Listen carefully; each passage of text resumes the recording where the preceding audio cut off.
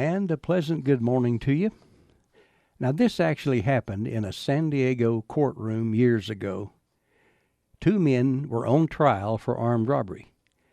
An eyewitness took the stand, and the prosecutor moved carefully. So you say you were at the scene when the robbery took place? Yes. And you saw a vehicle leave at a high rate of speed? Yes.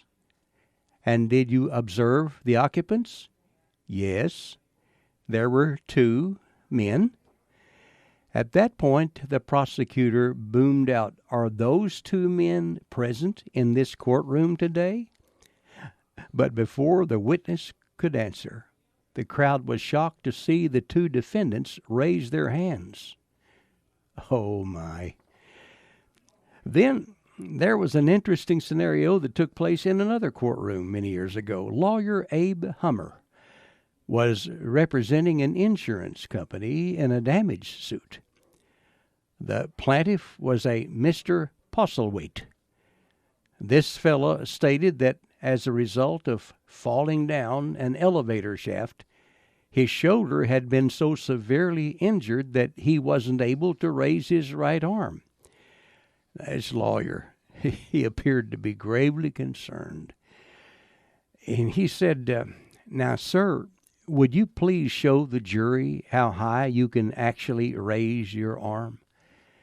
This fella very delicately brought his arm up to ear level. His face gave the appearance that he was writhing in pain. And the lawyer then said, "Would you show the court how high you were able to raise it before you were injured?" And now you're ahead of me, sure as anything. This fella's arm shot up full length over his head. And the judge said, "Case dismissed." About a century ago, a newspaper up in the state of Kansas printed these words by Edward Wallace Hawke. He wrote, "There is so much good in the worst of us, and so much bad in the best of us, that it hardly behooves any of us to talk about the rest of us." End of quote.